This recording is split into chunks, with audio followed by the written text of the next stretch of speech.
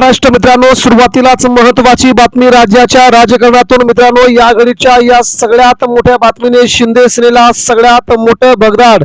राज्यातील जवळजवळ 50 आमदारांचा सगळ्यात मोठा निर्णय. तर महाराष्ट्राच्या राजकीय पटलावरती ही बातमी आता राज्याच्या राजकारणात उडवते सगळ्यात मोठी खळबळ. नेमकं काय घडलं मित्रांनो, जाणून घेऊया. मुंबईतून आलेली सगळ्यात मोठी बातमी. भारतीय जनता पार्टीने आता करेक्ट कार्यक्रम करण्यास सुरुवात केली आहे.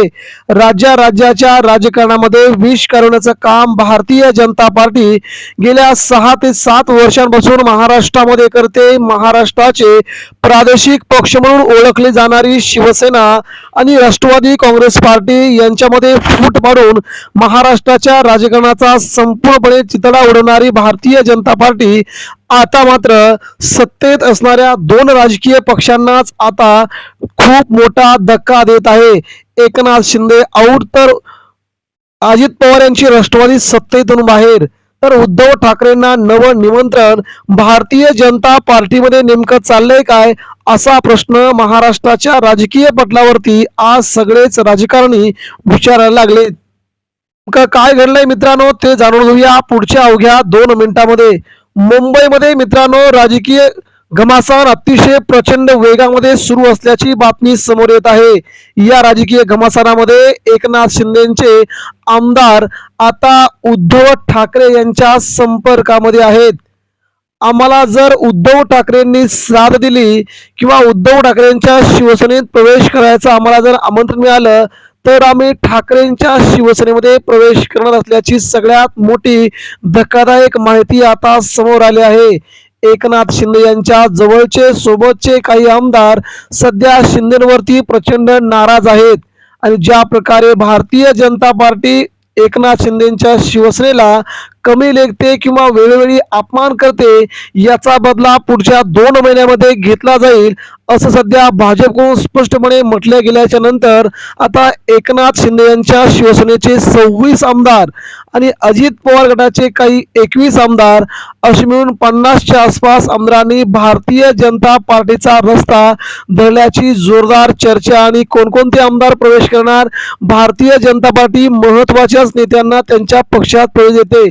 सत्तेमध्ये असणाऱ्या नेत्यांना डाव बाजूला करून आपल्याकडे नवीन कोण येतंय का याची चाचपणी भारतीय जनता पार्टी करत होती आणि आगामी लोकसभा विधानसभा निवडणुका सोबळावरती लढवण्याचा नवीन अध्याय भाजपने रचला असून केंद्राने देखील त्यांना तसे आदेश दिलेत. त्यामुळे आगामी विधानसभा निवडणुका सोबळावरती लढण्यासाठी एकनाथ शिंदेच्या शिवसेनेचे 26 आमदार आणि काँग्रेसचे राष्ट्रवादी काँग्रेस पार्टीचे 21 आमदार अशी 50च्या जवळपास आमदारांना आपल्या पक्षात प्रवेश देऊन त्यांना ताकद देण्याची इच्छा भारतीय जनता पार्टीच्या नेत्यांनी दाखवली आहे. यामुळे हे नेते एकनाथ शिंदेना सोडून आणि अजित पवारांच्या राष्ट्रवादीला सोडून पुन्हा भाजपमध्ये प्रवेश करतील आणि स्वतःला सिद्ध करण्याचा प्रयत्न करतील असा सध्या दावा संजय राऊतांनी केल्यानंतर राज्यात मात्र खळबळ उडाली आहे. दुसरीकडे एक गट हा उद्धव ठाकरे यांच्या शिवसेनेमध्ये प्रवेश करण्यासाठी आतुर आहे. ठाकरेंनी आम्हाला साथ दिल्यास मातोश्रीवर जाण्यास कोणत्याही प्रकारचं गैर नाही असं काही आमदारांचं म्हणणं आहे. आम्ही इकडे आल्यापासून कधी उद्धव ठाकरेंवरती, ठाकरे परिवारावरती किंवा मातोश्रीवरती टीका केली नाही, आमची मजबुरी होती असं म्हणत काही आमदार पुन्हा उद्धव ठाकरेंच्या शिवसेनेमध्ये प्रवेश करण्यासाठी आतुर असल्याची महत्वाची अपडेट आता समोर येते. यामुळे त्या आमदारांची आणि 2 मंत्र्यांची नावं आता एकाएकी समोर येऊ लागलीत. एकंदरीत मित्रांनो, महाराष्ट्राच्या राजकारणामध्ये भारतीय जनता पार्टीला जे करायचं होतं त्यांनी गेल्या 5 वर्षामध्ये ते त्यांनी करून ठेवलंय. ठाकरेंची राष्ट्रवादी फुटली, शिंदेंना सत्तेतून बाहेर काढण्याची हालचाली, अजित पवारांच्या पक्षाचं वाटोळं, त्यानं शरद पवारांचा पक्ष बाजूला.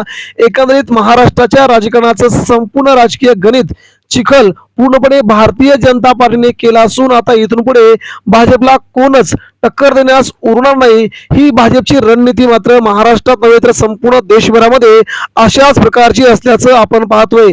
यामुळे एकंदरीत भारतीय जनता पार्टीचं जे राजकारण चाललंय याला खिंडीत पकडण्यासाठी उद्धव ठाकरे यांनी आता मात्र नवीन अध्याय सुरू केला आहे. आता शिंदे सेनेचे कोणकोणते आमदार उद्धव ठाकरेंकडे येतात ते लवकरच बघावं लागेल. मात्र भाजपला टक्कर देण्यास उद्धव ठाकरे सक्षम असल्याचं सध्या बोललं जात आहे. मित्रांनो, यावरती काय वाटतं आपल्याला? आपल्या प्रतिक्रिया आमच्यापर्यंत पोहोचवा. राज्यात पुन्हा एकदा ठाकरे राज येणार.